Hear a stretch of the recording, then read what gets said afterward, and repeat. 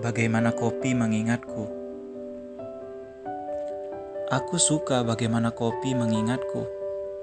Lelaki yang menaruh candu pada rasa pahit, yang pekat menakar kesadaran. Baginya aku adalah kebodohan, karena memilih tetap sadar ketika dunia menipunya dengan harapan.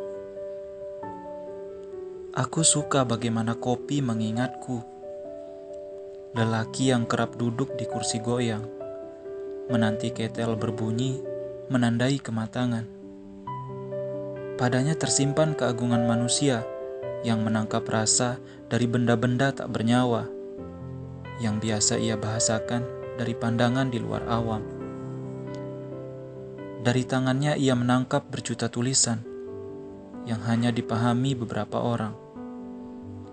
Dalam matanya tersemat kebajikan, yang disahihkan semesta sebagai tolak perubahan. Sayangnya, hanya kopi yang tahu itu.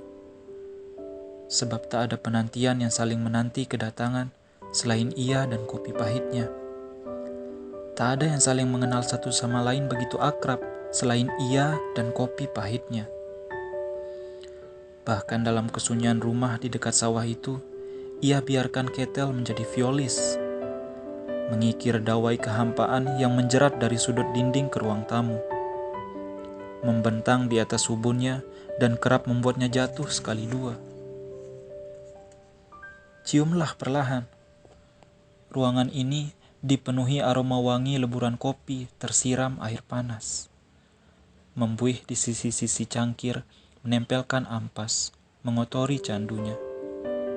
Tapi itu biasa, sebab disitulah kenikmatan berada.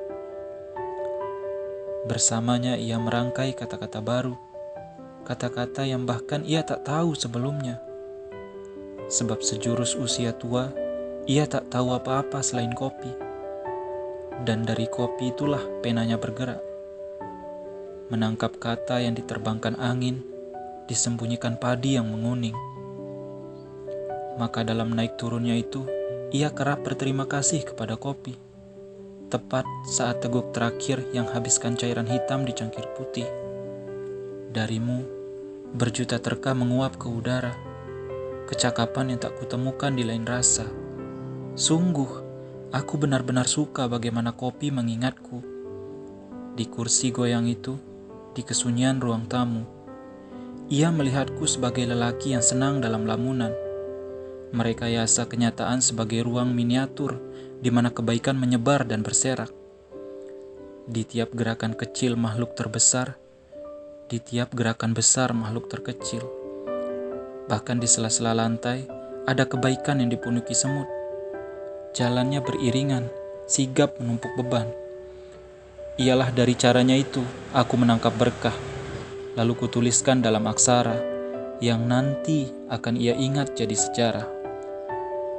Kataku, dari kopi, dengan kopi, dan kembali untuknya, ialah jalan terbaik menemukan rahasia. Bagaimana kopi mengingatku. Erki Putra.